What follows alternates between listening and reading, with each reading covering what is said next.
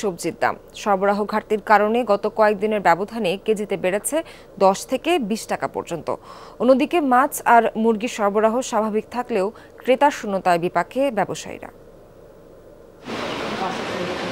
ছোট বড় নানা জাতের মাছের পসরা সাজিয়ে বসে আছেন শাহ ফতেহ আলী বাজারের ব্যবসায়ীরা, কিন্তু দিনভর দেখা নেই ক্রেতার। বগুড়া শহরের বড় এই মাছের বাজারে বহু বছর এমন অভিজ্ঞতার মুখোমুখি হননি দোকানিরা।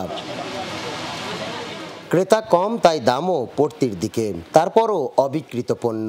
দুশ্চিন্তার শেষ নেই ব্যবসায়ীদের।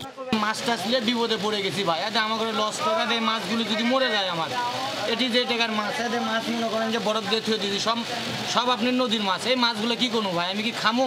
অনেক সময় মাছ ছেড়ে চলে দেওয়া লাগে, ব্যথা হচ্ছে না, কাঁচা মাছ আমার অনেক সমস্যা। এগুলো মাছগুলো অবস্থা দেখছেন কি হচ্ছে, এগুলো মাছ বাজারের সামনে ক্যাথার গন্ডগোল হচ্ছে, কাস্টমার আসতে দেয়।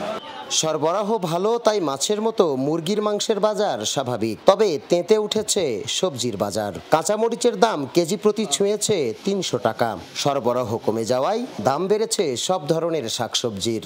বেগুন 160, 140, কাঁকরোল 100, ভেন্ডি 60, দাম বাড়তি। শশা 80, করলের কেজি 160, 40, পেঁপের কেজি 50, সবই বাড়তি।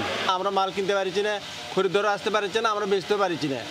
এই 5-7 করে নিয়ে বসে আছি, বেচা নাই। আর দেখেছেন কোনো কাস্টমার নেই, কিছু নেই, এরকম বসে আছি। কাঁচামরিচ কিনছিলাম 50 টাকা পোয়া, আজকে সেটা 80 টাকা পোয়া। বেচা নাই, এখন থাকলেই তো লস হচ্ছে আইটেম। কারফিউয়ের প্রভাব পড়েছে সব বাজারেই। ক্রেতার আনাগোনা খুবই কম। যারা বাজারে আসছেন দাম নিয়ে অস্বস্তিতে তারা। আমরা দিন এনে দিন খাই, আমরা যদি সেটা না করতে পারি তাহলে তো সংসারে অচল হয়ে যাবে। মানুষজনও কম, তারপরে দোকানপাটও অনেক বন্ধ, মানুষ সবাই আতঙ্কের মধ্যে আছে। কার্ফু দিচ্ছে, এই কার্ফুর কারণে বাজারে আপনার বিক্রি কম, এই জন্য দাম তো একটু কমে।